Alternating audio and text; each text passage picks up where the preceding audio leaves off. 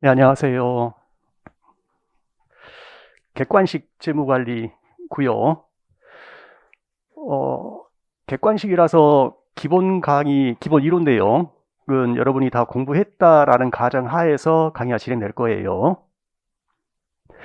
혹시나 기본 강의 때 내용 이해가 좀 덜 된 부분이 있다라고 하게 되면은 제가 강의를 쭉 챕터에 따라 진행할 건데 챕터 진행할 때에 저 얘기 잘 모르겠다.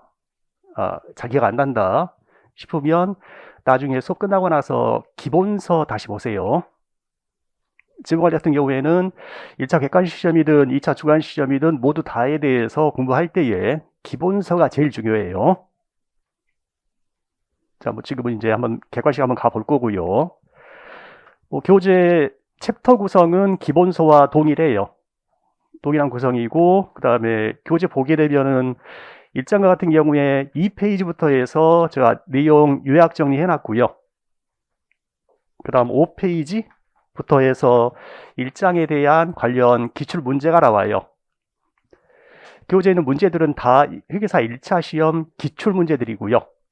그게 92년부터 올해하고 작년 거는 안 들어가 있고요. 재작년 문제까지 거기에 다 들어가 있어요. 일단 교재 내용들을 쭉 진행할 거고 맨 마지막 가서 시간 여유가 되면은 작년하고 올해 기출 문제도 달아볼 거고요. 혹시나 시간이 부족하다 하게 되면은 제가 자료라도 나눠 드릴게요. 일단은 그 기술까지 다 풀어보는 걸 목표로 삼고 있어요. 강의 진행은 현재 2페이지 보면은 맨 먼저 나오는 게 지원의 목표 이런 얘기 나오고요. 그와 관련된 문제가 5페이지에 1번과 2번이에요. 그리고 앞에 요약 정리에서 2번 기업 이용 현금흐름, 3번의 채권자 주주 현금흐름 관련된 문제가 그 다음에 나오는 문제 3번과 4번이에요. 또 그 다음에 나오는 게 하필 시험가치고 그게 문제 5번부터 시작이 돼요. 되게 구성 형태는 아시겠어요? 제가 강의 진행할 때는 일단 요약 정리에 있는 재원의 목표 얘기를 그냥 제가 그냥 알아서 하고요.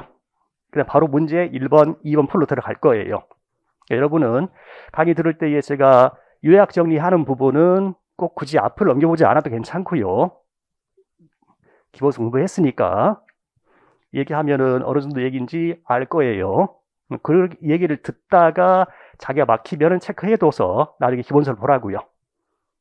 그래서 저는 요약 정리하고 바로 문제 풀고 1번, 2번 그 다음에 요약 정리하고 그 다음 문제 3번, 4번 풀고 이렇게 쭉 진행할 거예요.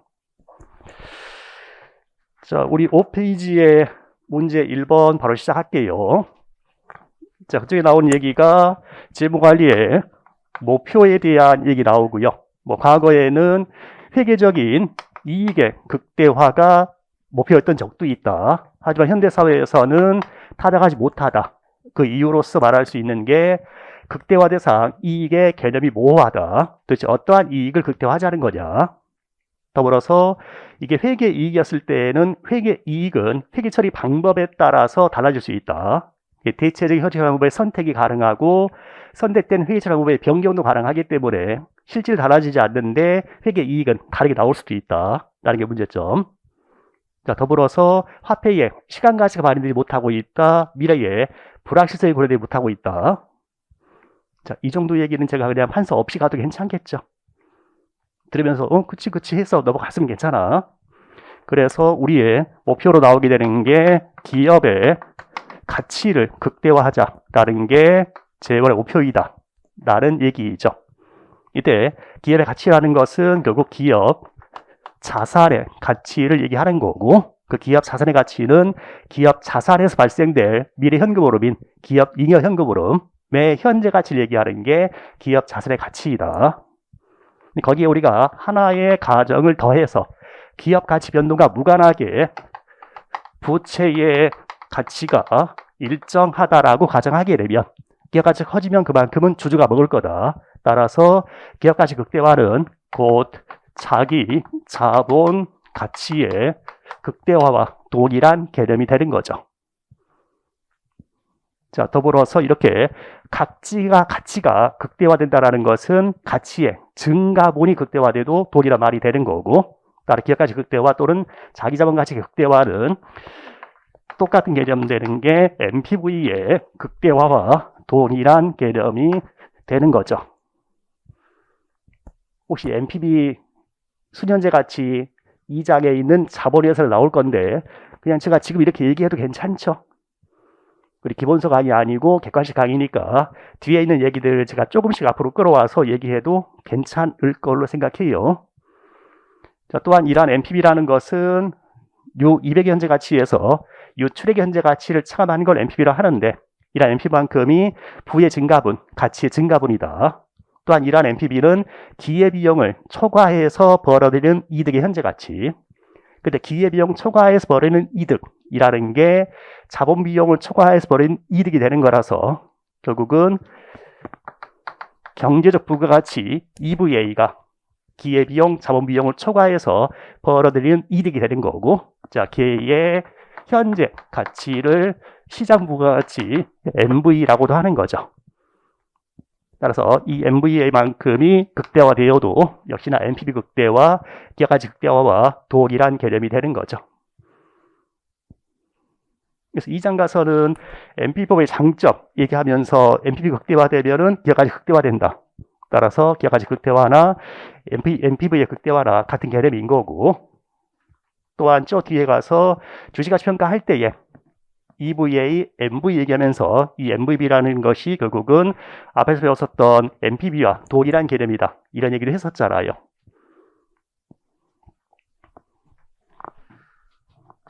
자, 문제 보면은 문제 1번.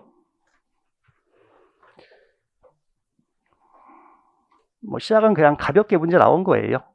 같은 1번에서는 회계 이익의 극대화는 적정하지 못하다. 그 이유로 옳지 않은 것은 했어요. 따라 1번에 회계 이익은 적용하는 회계 방법에 따라서 달라질 수 있다. 맞는 말이죠. 다음 2번에서는 회계 이익은 경영자의 이해를 반영하지 않는다. 경영자의 이해를 반영해서 회계 처리 방법이 선택이 되는 거고, 경영자의 이해를 반영해서 선택된 방법을 또 변경하는 거죠. 동그라미 2번이 틀린 문장이 되죠. 다음 3번에서는 기회비용 고려하지 않는다. 이게 결국 좀 다시 말했을 때는 우리가 EVA, 경제적 부가가치 얘기하면서 EVA 개념이 나오게 되는 게 일종의 성과평가의 측정치로서 나오게 되는 거였는데, 전통적인 성과평가의 측정치는 단기 순이익이었었다. 근데 단기 순이익의 문제점은 타인 자본 사용의 대가인 이자 비용은 차감되고 있지만 자기 자본 사용의 대가인 자기 자본 비용이 고려되지 못한다라는 게 순이익의 문제점이었잖아요. 그래서 모든 총 자본에 대한 자본 비용을 다 차감하자라고 나왔던 게 EVA였죠. 그래서 현재 나와 있는 회계적 이익, 단기 순이익에는 기회비용인 곧 자기 자본 사용에 대한 기회비용, 자기 자본 비용이 고려되지 못하고 있다라는 문제점이 있는 거죠. 다음 4번에서 미래 수익의 시간성, 화폐의 시간가치를 고려하지 못한다. 또는 5번에서 미래 수익의 불확실성을 고려하지 못한다 하는 것은 맞는 문장들이죠. 자, 1번 문제는 그렇게 특별히 문제될 사항은 없었는데, 자, 전체적으로 관련해서 회계사 1차 시험 재무관리 쪽에 과거 기출문제들만 다 풀 수 있으면 1차 시험 합격에는 문제가 없다고 생각을 해요. 다만 기출문제를 다 풀 수 있으면 이라는 얘기가 답을 골라낼 수 있으면에서 끝나는 게 아니고, 예를 들면 1차 시험에 지금처럼 이렇게 지문형 문장들이 있잖아요. 그럼 1번은 왜 맞고 왜 틀렸는지, 또는 2번은 왜 맞고 왜 틀렸는지를 다 알아야 기출문제를 다 안다라고 할 수 있는 거예요. 그래서 이후에 나오는 이런 지문형 문제들은 문장 하나하나마다 왜 맞고 왜 틀렸는지 다 판단할 수 있어야 돼요. 제가 하나씩 설명할 거고요. 자, 다음 2번 문제 가보면은 목표에 관한 설명으로 가장 적절한 것은 답은 5번이죠. 자기자본 가치 극대화. 2014년에 나온 문제인데 이때가 역대급으로 쉬웠던 해예요. 그래서 이런 문제도 나왔던 적이 있었다 하고 넘어가시면 될 것 같고요. 자, 다음 3번 문제부터 나오는 게 기업, 잉여, 현금, 흐름 쪽의 얘기고요. 자, 기업 잉여 현금 흐름인데 얘는 기업의 자산으로부터 발생될 현금 흐름을 얘기하는 거죠. 그게 우리가 네 가지로 구분했었고요. 우리 공부할 때에 맨 앞에 1장에서 처음 나와서 외워서야 되는 시기니까 다들 잘 외울 걸로 기대를 해요. 자, 크게 네 가지 구분해서 첫 번째, 영업현금 흐름이 있고, 영업현금 흐름은 EBIT에서 시작하게 되면 당연히 세금은 나가야 되는 거니까 EBIT 곱하기 1 마이너스 법인세율, 자, 거기에다가 EBIT 계산 과정에서 현금 유출이 없는 감가상각비가 차감되고 있다. 걔는 현금 유출이 없는 비용이니까 다시 더해주자라고 계산하는 거죠. 자, 혹은 EBIT가 현금 들어온 수익에서 현금 나가는 비용 빼고 감가상각비로 차감되어 있다. 감가상각비 끌어내서 정리하게 되면은 현금 들어온 수익에서 현금 나가는 비용 빼고 곱하기 1 마이너스 법인세율에다가 더하기 감가상각비의 감수효과 다시 더해주면 그게 영업현금 흐름이죠. 자, 다음 두 번째로는 순운전 자본의 변동에 따른 현금 흐름이 있고, 순운전 자본이 증가하면 그만큼 돈 주고 사온 거다. 자, 따라서 기초에 있던 순운전 자본에서 기말에 있는 순운전 자본을 차감하면 순운전 자본이 증가된 것만큼은 돈 나갔다라는 게 계산이 되는 거였죠.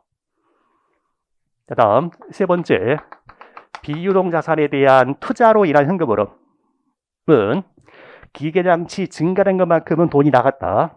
더 사온 거니까. 다만 주의할 게 기초에 있던 비유동 자산은 아무 일이 없었어도 감가상각만큼은 줄어들었을 거다. 자, 그거와 기말에 있는 비유동 자산을 비교해야겠다. 자, 그것들 외에 마지막으로 네 번째, 이자 비용의 법인세 감세 효과라는 게 있고, 이자 비용 법인세 감세 효과는 할인율에 반영하는 게 일반적이다. 자, 이런 게 기업 잉여 현금 흐름이고, 그러한 기업 잉여 현금 흐름은 일종의 영업 활동에서 벌어들인 돈 중에서 이런 자산에 대한 투자를 하고도 남은 현금 흐름이라고 해서 기업 잉여 현금 흐름이라 하는 거고, 이렇게 남은 현금 흐름은 결국 채권자에게 가거나 아니면 주주에게 가게 될 거다. 그래서 나오는 게 채권자의 현금 흐름과 주주의 현금 흐름으로 우리가 다시 한번 분석할 수 있고, 이렇게 발생한 현금 흐름 중에서 첫 번째, 채권자는 이자를 받아간다. 자, 똑같이 주주는 배당을 받아간다. 자, 그것들 외에 채권자 입장에서는 기업이 추가로 차입하거나 기존 부채를 상환하면 추가적인 현금 흐름 발생한다. 그게 두 번째로 기업이 추가로 차입하면 채권자는 돈이 나가는 거고, 기업 기존 부채를 상환하면 채권자는 돈이 들어온다. 그걸 계산할 때는 기초에 있던 타인자본 마이너스 기말의 타인자본 하게 되면 기업의 부채가 증가된 것만큼 채권자가 돈을 더 빌려준 거다 라는 개념으로 계산이 되는 거였고요. 다음 두 번째, 주주의 입장에서의 추가적인 현금 흐름은 기업이 만약에 유상 증자를 하면 주주는 돈이 나가는 거고, 자사주 매입하면 주주는 돈 받는 거다. 따라서 유상 증자하면 주주 돈 나가는 거고, 자사주 매입하면 주주 돈 들어오는 건데, 그걸 계산할 때는 기초에 있던 자기 자본은 아무 일 없어도 순이익 중에서 배당하고 남은 나머지 유보시키는 금액만큼은 자기 자본은 증가하게 된다. 그거와 기말에 있는 자기 자본을 비교하면 되겠다. 자, 그런데 거기에서 배당과 유보 금액을 더하게 되면 그게 곧 당기 순이익이니까 이러한 주주 현금 흐름은 첫 번째 순이익만큼은 주주 몫이다. 다음 두 번째로는 기초 자기자본 마이너스 기말 자기자본 하게 되면은 주주의 현금 흐름이 계산이 되는 거였죠.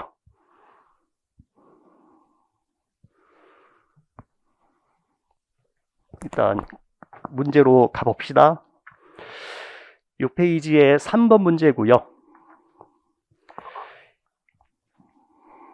다음 재무제표에서 잉여 현금 계산해서 적절한 것은 모든 자산과 부채는 영업용이고 법인세율은 25%이다. 그럼 우리가 먼저 할 게 BS가 있고 IS가 있으면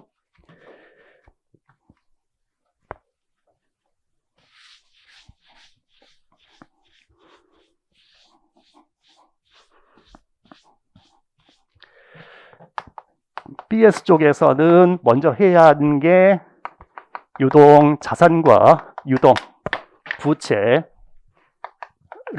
순액으로 파악해서 순운전 자본으로 파악을 해야 되는 거죠. 자, 그러면 기초에 있던 유동자산이 있고 기말에 있는 유동자산이 있고 기초 유동부채, 기말 유동부채. 기초에 있던 유동자산이 얼마래요? 기초 유동자산이 100이 아니죠. 85예요. 바뀌어 있어 위치가. 우리 거기에는 이게 당기, 이게 전기야. 순서 바꿔 쓸게요.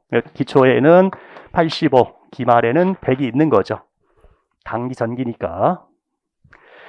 다음 유동부채가 50과 40, 기초에는 40, 기말에는 50인 거라서 우리가 얘네를 퉁쳐서 파악하게 되면은 순, 운전, 자본이 파악되는 거고 기초 순운전 자본은 45고 기말 순운전 자본은 50인 거죠. 자, 그리고 비유동 자산이 있고 기초가 165, 기말이 200. 자, 그리고 타인 자본에 해당되는 비유동 부채가 있고 기초가 110에 기말이 120. 그리고 자기 자본이 있고 기초가 100, 기말이 130이 있는 거죠. 그리고 포괄손익계산서 나와 있고요. 자, 그래 가지고서 기업 잉여 현금으로 구해보래요. 뭐 EBIT로 접근할게요. 그래서 봤더니 손익계산서에 EBIT가 76이다 라고 나와 있고 곱하기 1만 법인세율이 맨 위에 25%다 라고 나와 있었고요. 그리고 감가상각비가 24, 현금 지출 없으니까 다시 더해줘야 되는 거죠. 그랬더니 영업현금 계산되는 게 플러스 81이다라고 계산이 되고요. 다음 순운자본 변동에 따른 현금흐름. 기초에 있던 순운전 자본은 45 계산했었고 기말에 있는 것은 50이니까 순운전 자본이 5만큼 증가됐고 그만큼 돈이 나가는 거죠. 자, 따라서 순운자본 변동에 따른 현금흐름은 마이너스 5로 계산이 되고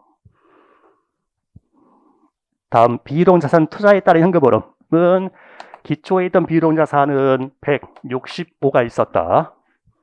거기에서 아무 일 없어도 감가상각 24만큼은 감소를 했어야 되는 건데 봤더니 지금 기말에 있는 비유동자산이 200이 있는 거니까 돈 주고 사온 금액만큼 현금 유출이다. 그 금액이 마이너스 59라고 계산이 되는 거죠. 그거 외에 일반적으로는 할인율에 반영하는 건데 이자 비용의 법인세 감세 효과까지 같이 계산한다면 그게 현재 이자 비용이 잡혀 있는 게 12, 법인세율이 25%, 따라 이자 비용의 법인세 감세 효과로 계산될 게 3이다라고 계산이 되겠네요. 그러면 1번, 2번, 3번 그리고 4번이 있는 거고 1번, 2번, 3번 더하면 그게 17인가요? 17. 1번, 2번, 3번 더하면 그게 17. 거기에다가 이자 비용의 법인세 감세 효과 3까지 포함하면 20이 되는 거죠. 현재 우리 문제에서는 이자 비용의 법인세 감세 효과 어떻게 할지는 말이 없어요. 다만 답을 구할 수 있도록 동그라미 1번처럼 부등호로 해서 얘기해주고 있죠. 그래서 17이든 20이든 다 1번인 거잖아요.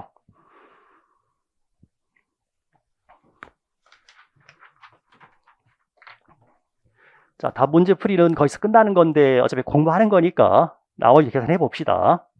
그래서 채권자 현금흐름과 주주 현금흐름까지 계산 가게 되면 채권자 현금흐름 첫 번째, 채권자는 이자를 받는다. 현재 이자가 12였죠.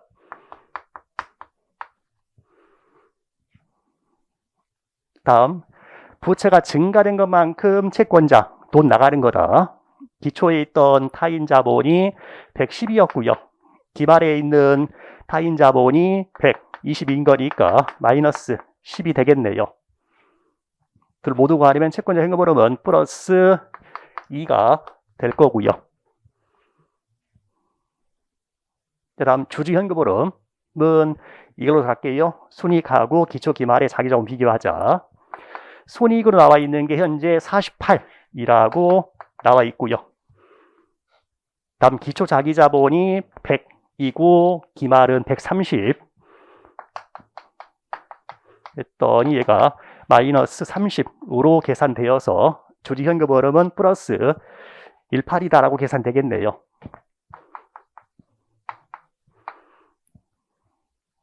그러면 전체 기업 잉여현금흐름 22, 채권자 몫으로 2, 주주 몫으로 18이 가게 된다라고 계산할 수 있는 거죠.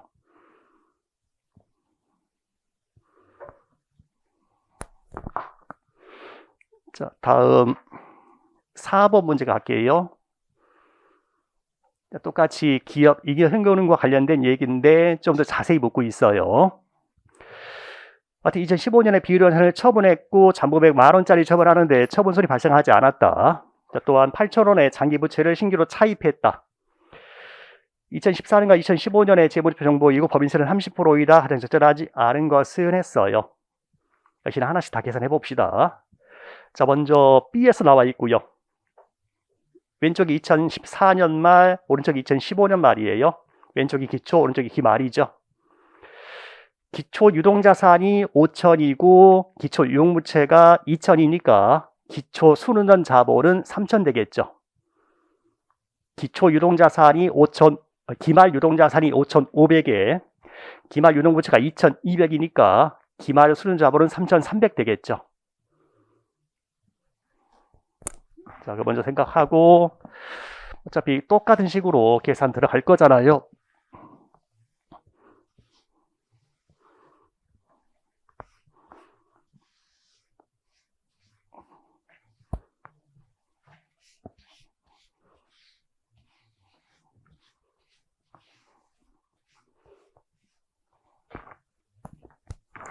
자, 먼저 영업 현금흐름 먼저 구하러 가볼게요. 손익계산서 쪽에서 매출, 매출원가, 감가상각비, 이자 비용 나와 있어요. 그럼 매출이 나와 있는 게 15만 원이고요. 매출원가가 현금 유출 영업 비용이라는 얘기가 되겠죠. 그게 지금 나와 있는 게 8만 원이라고 나와 있고요. 또 있는 게 감가상각비가 만 원이 있는 거니까 계산하면 EBIT 계산할 수 있겠죠. 그래서 EBIT가 6만 원이다라고 계산될 거예요. 거기서 이자 비용 차감될 거고 이자 비용이 2,000원이다 라고 했으니까 세전이 계산할 수 있겠죠. 5만 8천으로 계산될 거고 법인세 나갈 건데요. 세율이 문제에서 30%다라고 했어요. 그럼 법인세로 나가는 금액이 17400이 나갈 거래요. 그럼 남는 게 당기 순이익 되겠죠. 당기 순이익 계산 내린 게 40600.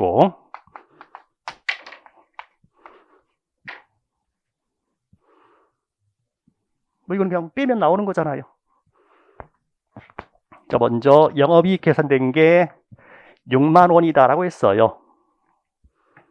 가지고 영업 현금은 구하러 갈 거고 영업이익이 6만 원 곱하기 1 마이너스 법인세 30%에다가 감가상각비 만 원인데 현금 유출이 없으니까 다시 더해주자. 했더니 영업현금흐름이 5만 2천 원이라고 계산이 되겠네요. 다음 순은전 자본 변동에 따른 현금흐름은 기초에 있던 유동자산 5천, 유동부채 2천. 기초에 있던 순은전 자본은 3,002였고요. 기말은 유동자산 5,500에 유동부채 2,200이니까 기말 순자본은 3,300.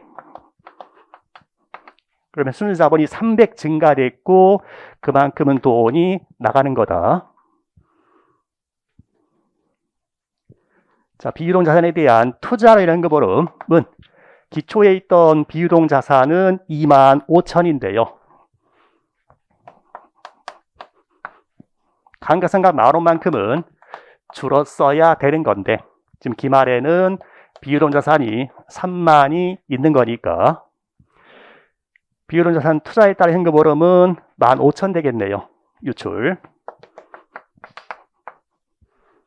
물론 이자 비용의 법인세 감소 효과를 가게 되면은 이자 비용이 2,000이고 법인세 30%니까 이자 비용의 법인세 감소 효과는 600원이다 라고 계산될 거예요. 지금 문제 푸는 것보다는 그냥 같은 전체 계산 한번 해보자 하고 가고 있어요. 그래서 영업현금흐름, 수론자산 변동에 따른 현금흐름, 비유동 자산 투자에 따른 현금흐름, 이자 비용의 법인세 감소 효과까지 고려하게 되면은 전체 기업 잉여 현금 흐름이 계산되는 거죠. 이렇게 계산된 전체 기업 잉여 현금 흐름이 37,300원.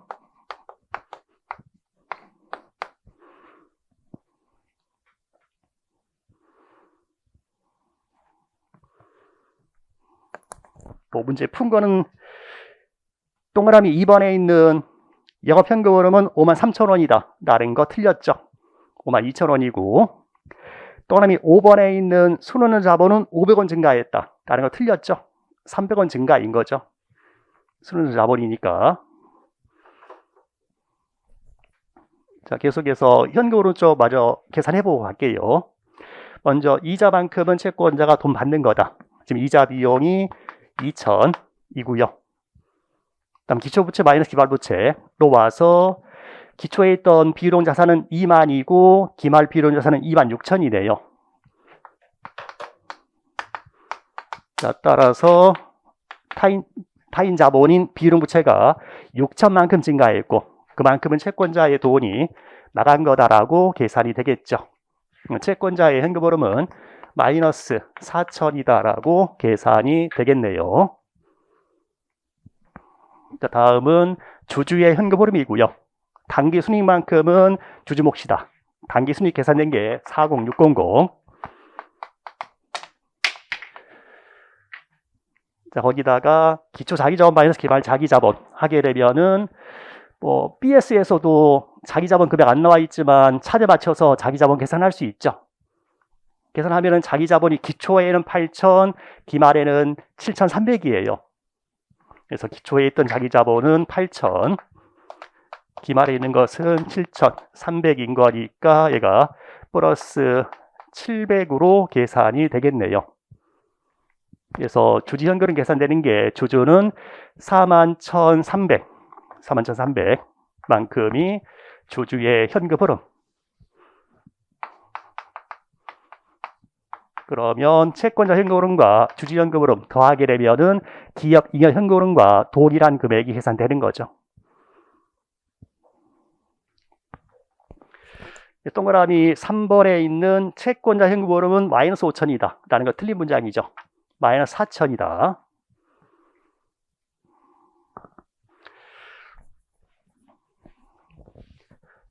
자, 추가로 더 봐야 되는 게 예를 들면 이 부분.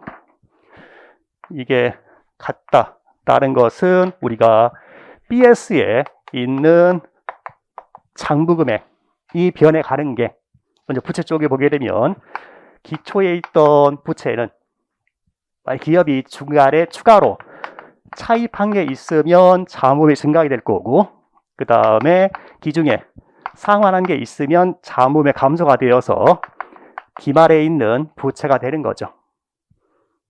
자, 거기서 기초에 있던 부채가 2만이었고 자, 우리 맨 위에 기중에 추가로 차입한 게 8,000원을 신규로 차입했다라고 했어요. 8,000원은 차입해서 증가되었을 거다. 그리고 상환한 금액만큼 감소가 되어서 기말 부채 26,000원이 된 거죠. 그래서 우리가 기중에 상환한 금액을 계산할 수 있겠죠. 상환한 금액이 2,000이다라고 계산이 되겠네요.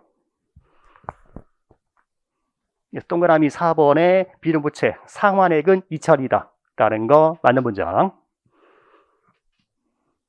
똑같은 형태로 기초에 있던 자기자본이 비활해가는 걸 보게 되면은 아무 일 없어도 유보시키는 금액만큼 증가하게 될 거고, 거기에다가 추가로 유상 증자하면 자기자본 장부액 증가될 거고, 그리고 자사주 매입하면 자기자본 장부액 감소가 될 거다.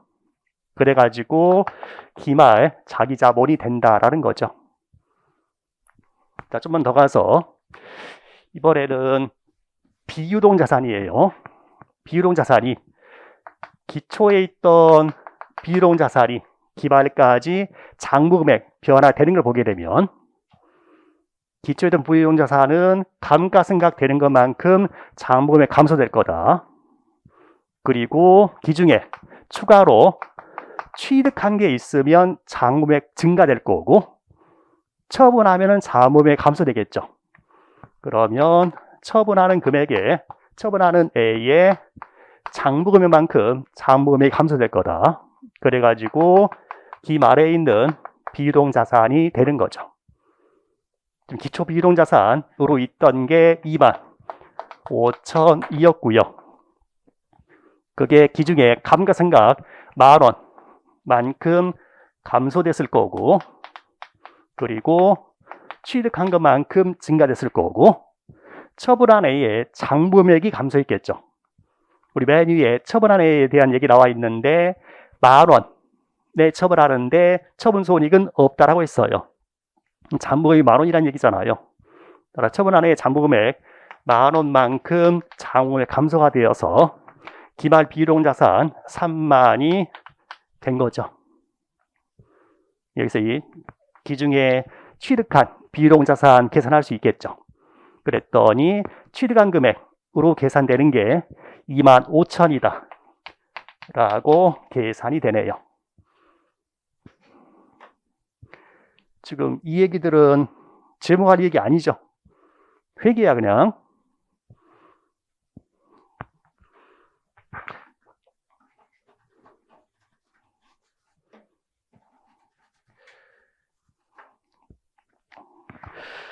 자, 거기까지가 4번이었고요. 다음 이제 5번부터는 화폐의 시간 가치 쪽 얘기예요.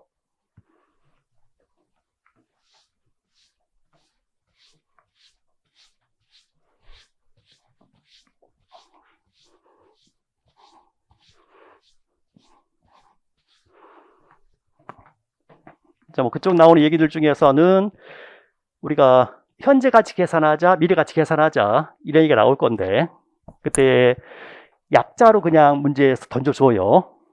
그러면 현재 가치 이자 요소, 현재 가치 계수, 프레젠트 밸류, 인터레스트 팩터, 혹은 현재 가치 요소라고 기호를 그냥 주면 무슨 말인지 알아야 돼요.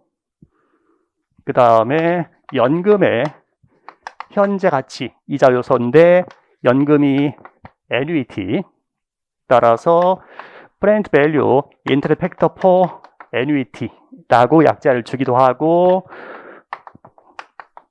이자 빼고 그냥 이렇게 얘기하기도 하고요. 무슨 말인지 알아들어야 돼.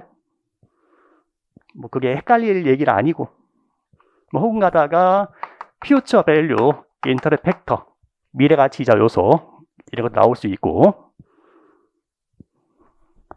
자, 예를 들어서 어떠한 연금이 있는데 만약에 10 발생하는 연금이다. 그 연금의 현재 가치 구하라 하게 되면은 현재 가치 구할 때에는 10이 반복되는 거고, 연금의 형태이니까 연금의 현재 가치 이자 요소 곱해주면 되는 거죠. 일정한 이자율이 있을 거고, 기간 몇 기간짜리, 이거는 몇 번 발생하라는 문제야. 한 번, 두 번, 세 번, 네 번 발생이니까 4기간짜리 적용해 줘야 되는 거고, 여기까지 계산하면 시점이 어디로? 어느 시점 같이? 얘네들의 한 기간 앞으로 오는 거죠. 현재로 오려면 다시 2년을 더 끌어야 되는 거니까 곱하기 현재 가치 이자 요소 기간은 2기간짜리를 적용해 줘야 되는 거죠. 2년을 더 끌어야 되니까. 이도 계산을 할 수 있겠죠. 자, 또한 그러한 연금과 관련해서 일반적인 연금은 매 기말 현금으로 발생하는 게 일반적인 연금, 그걸 정상연금이라 하고 혹은 기말연금이라 하고, 그에 상대되는 게 매기 초에 현금으로 발생되는 기초연금이 대비되는 거, 그 기초연금을 선불연금이라고도 하고, 그럼 일반적인 연금인 기말연금, 만약에 기간이 3기간, 매기 말에 10이 발생하는 연금이다라고 했을 때에,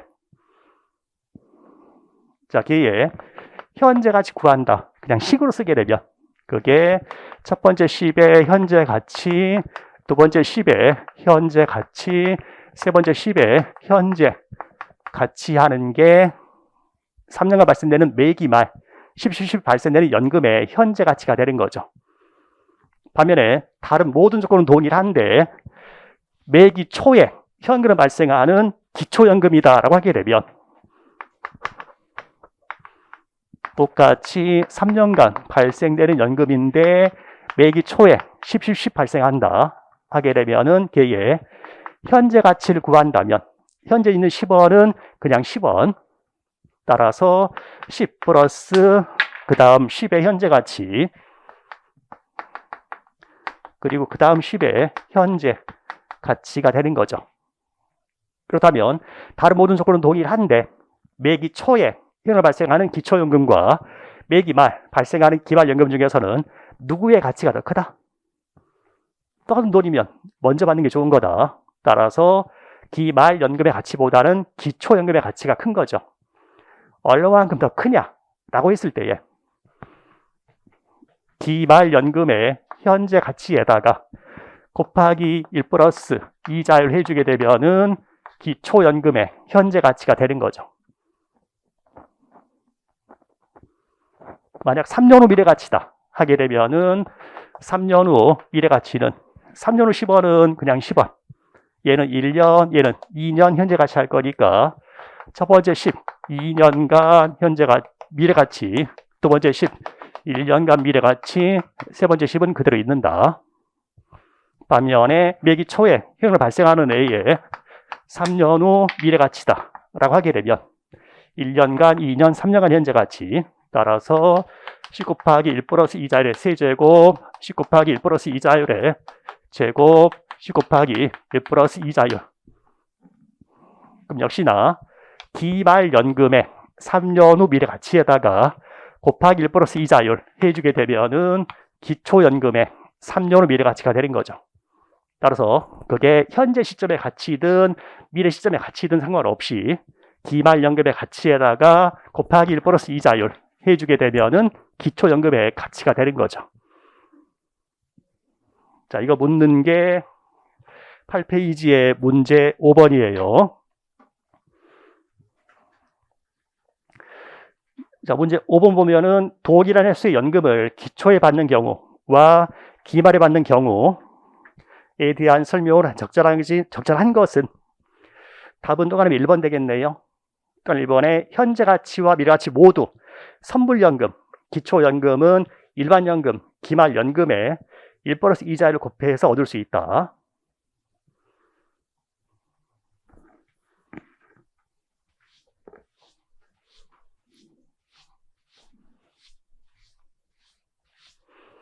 자, 더불어서 특수한 형태의 현금이었을 때의 현재 가치 계산 쪽에서 무성장 연구연금이 있고 일정 성장 연구연금이 있고, 그 중에 무성장 연구연금의 현재 가치다라고 하게 되면 영원히 발생하는 연금인데 그게 매기 똑같다. 매번 똑같은 현금으로 나누기 이자율 해주면 이게 무성장 연구연금의 현재 가치.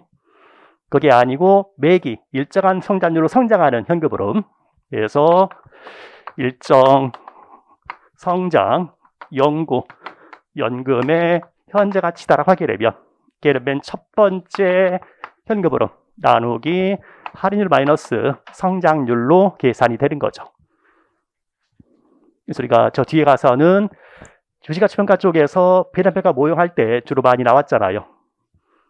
그러면 그때에 이 값이 일정 값에 수렴하기 위해서는 조건이 붙는 게 이자율이 성장률보다는 커야만 한다라는 조건이 붙는 게 있었죠.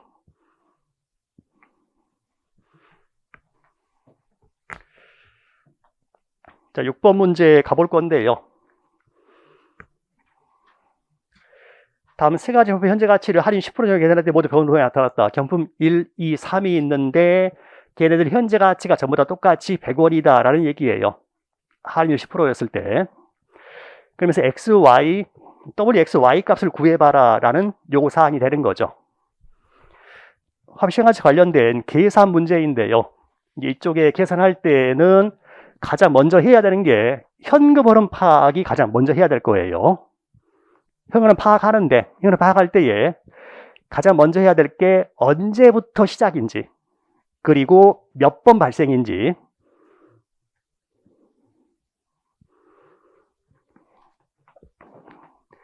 자, 경품 1번이 있어요. 경품 1번. 네, 현재 가치는 100원이다. 2번, 3번 모두 현재 가치가 100원이니까 할인율 10%였을 때에.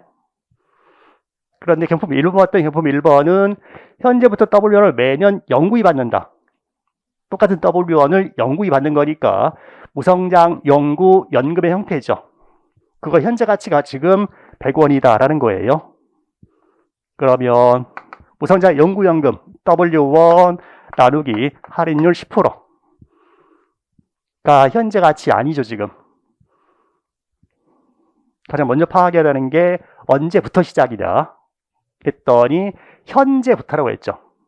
그럼 현금 발생하는 게 현재가 있고 1년 후, 2년 후, 3년 후 쫙 갈 건데 현재에도 W가 있는 거고 그 다음 매년 W1을 무성장 영구히 받는다.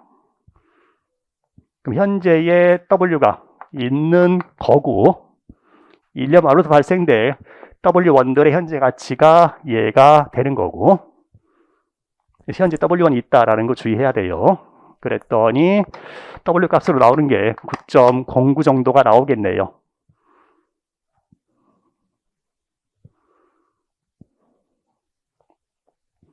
자, 다음 경품 2번 현재 가치도 100원인데 그건 1년 후에 상금 X1 받는다. 그럼 뭐 그에는 그냥 단순한 거죠. 현재 가치 100원인데 1년 후 X1의 현재 가치가 100원이다. 그래서 우리가 X가 110원이다 라는 거 계속 낼 거고요.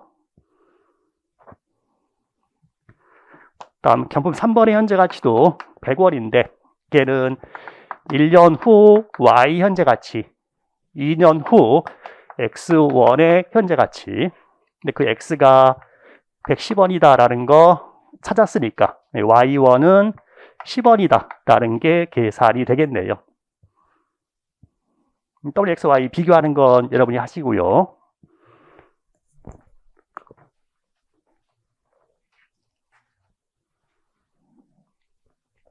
자, 다음 7번 문제고요.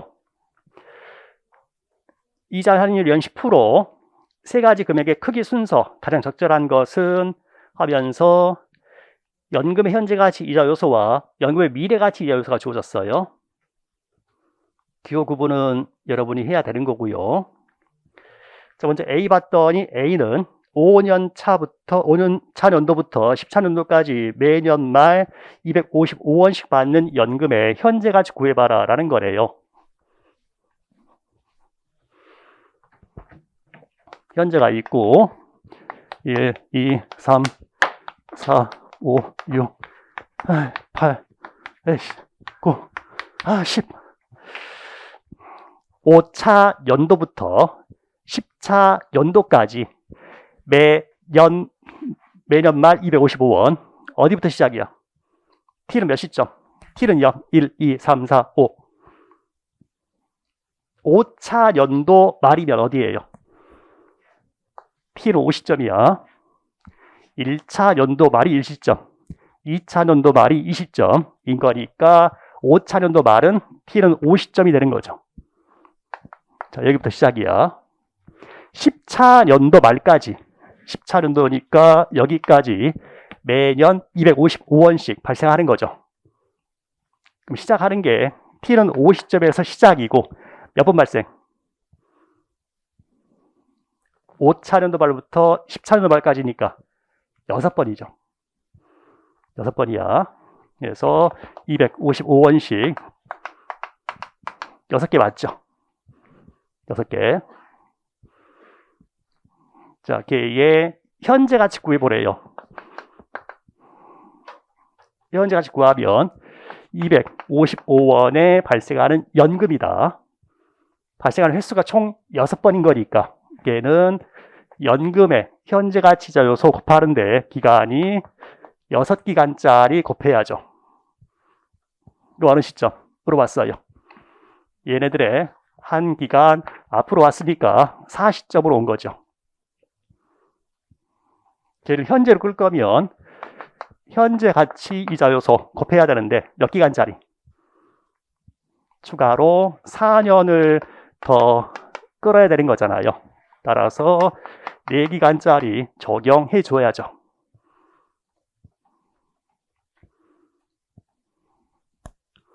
숫자 찾아서 곱하는 건 네가 하세요.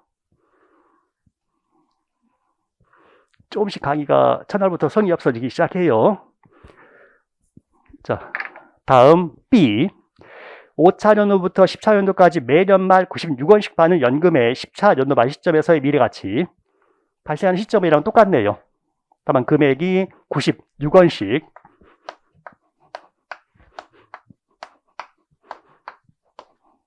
발생하는 연금인데 그 연금의 현재 가치가 아니고 10차 연도 말 시점에서의 미래가치 구해라 라는 거예요. 그러면 96원씩 발생되는 연금의 미래가치니까 연금의 미래가치 이자 요소 곱해야 될 거고 기간은 횟수 6기간짜리 하면 어느 시점 가치예요? 여기로 갔죠? 이대로 끝이야.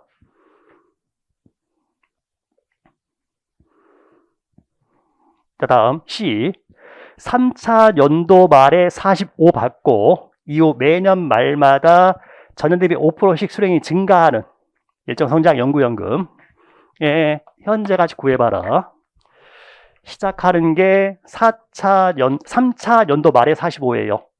3차 연도 말이니까 T는 30점이죠. 이 30점에서 45를 받고 이후에 매년 말 성장이 간다.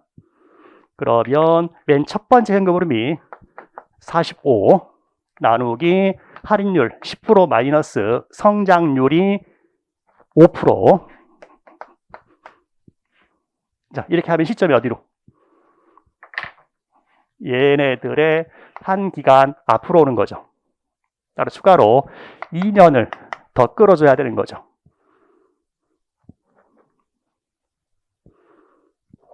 3차 연도 말이니까 T는 30점부터 45 곱하기 1.05 곱하기 1.05 쭉 가는 거니까 이렇게 하게 되면은 한 기간 앞에 가치다. 현재로 올 거니까 다시 2년 더 끌어야 된다. 곱하기 1.1에 제곱분의 1 해주게 되면은 현재 가치 계산이 되겠죠. 혹시 여기 오타나 있나요? 미안해, 오타야.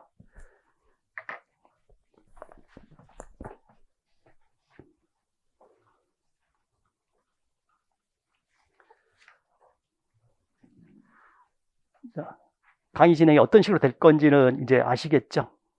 관련된 내용 살펴보고 그 문제 풀고 또 중간에 관련 내용 살펴보고 문제 풀고 계속 이렇게 갈 거예요. 자, 그 다음 8번 문제부터는 잠깐 쉬었다 계속 할게요.